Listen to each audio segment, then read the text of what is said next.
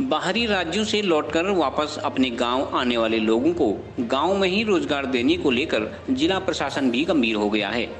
जिलाधिकारी रंजना राजगुरु के आदेश पर मुख्य विकास अधिकारी ने इस दिशा में कार्य करना शुरू कर दिया है।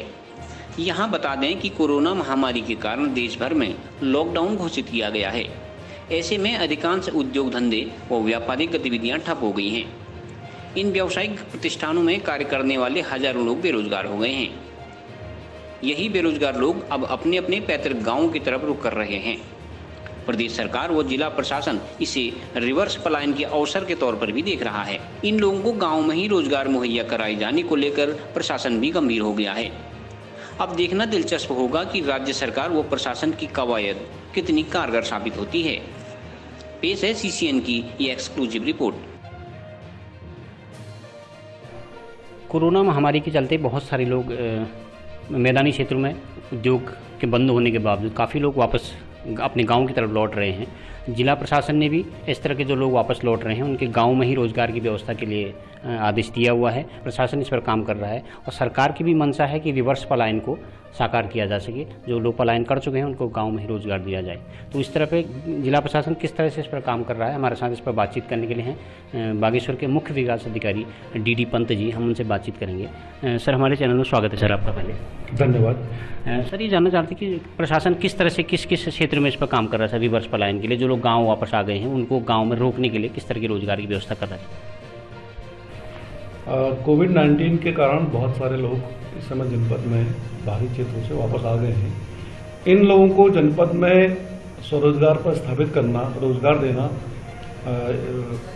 प्राथमिकता हमारी है और इस संबंध में हमने ग्राम प्रधानों के माध्यम से ऐसे सभी बेरोजगार युवकों युवतियों से ये हमने सूचना दी है कि वो अपने ग्राम में जिस प्रकार का रोजगार करना चाहते हैं, जिस रोजगार में उनकी रुचि है और जो रोजगार वहाँ पर स्थापित हो सकता है, उसके संबंध में अपना आवेदन मुख्य विकास कार्यालय को या हमारे जो लाइन डिपार्टमेंट है इनको प्रस्तुत करें। इसमें हमने उनसे ये भी सूचना मांगी है यदि उनके पास कोई स्किल है, कोई कौशल है तो उसका भी उल्लेख करें और कितने साल का उनका अनुभव है उसका भी उल्लेख करें, ताकि विभिन्न क्षेत्रों में, सेवा व्यवसाय के क्षेत्र में या स्वरोजगार के अन्य क्षेत्र जो कृषि और कृषि से रिलेटेड है, कृषि का कार्य है, पशुपालन का कार्य है, मत्स्य पालन का कार्य है, फ्लोरिकल्चर है, इस तरह के जितने कार्य हैं उन कार्यों में किसमें उसकी रुचि है और क्या उस गांव में वो कार्य संभव है, फिजिबिलिटी वो हम विभाग के आधार पर देख लेंगे।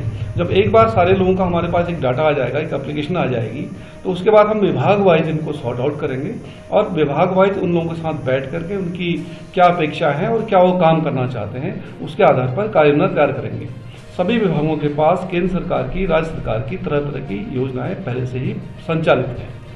तो उन योजनाओं के अंतर्गत जिन लाभार्थियों को हम जिस कार्य के लिए उनकी डिमांड होगी, जिस कार्य के लिए उनकी इच्छा होगी और जिस कार्य के लिए वो सक्षम करने में होंगे, उसके आधार पर विभागीय योजनाओं में हम उनको लाभान्वित करेंगे, ताकि वो उद्देश्य हमारा है कि अपने गांव में रह गई, अपने क्षेत्र में रह गई, वो अपना स्वरोजगार स्थापित करें और जो रिवर्स पलायन आज हुआ है उसको हम साकार करें। गवर्नमेंट की योजना कि हमारे लोग बाहर जा रहे हैं, उनको बाहर जाने की जरूरत ना पड़े और हमारे स्थानीय स्तर पर ही रहें।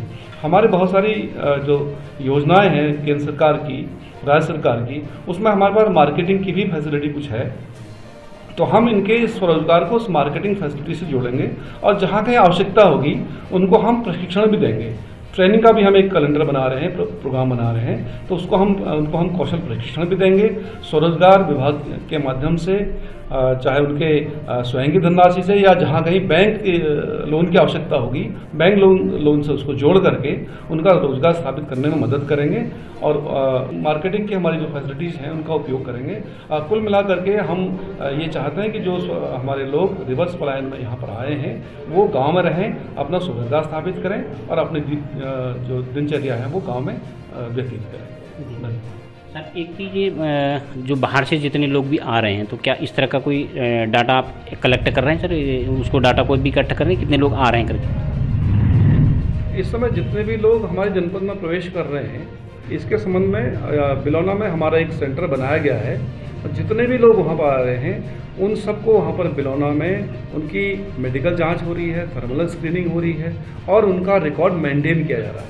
वो कहाँ से आए हैं, कहाँ उनका घर है, कहाँ उनको जाना है, उनके ट्रांसपोर्ट की भी व्यवस्था की गई है और सारा रिकॉर्ड हम उनके अपना हर व्यक्ति का पूरा डिटेल हम वहाँ पर हमारा जो एक सेक्शन है, डॉक्यूमेंटेशन सेक्शन है, वहाँ पर हम रख रहे हैं और जनपद में जितने भी लोग इस दौरान आएंगे वो सारा अभिलेख हमारे जनपद के पास उपलब्ध रहेगा ताकि भविष्य में हम उसका यूज़ भी हम कर पाएंगे।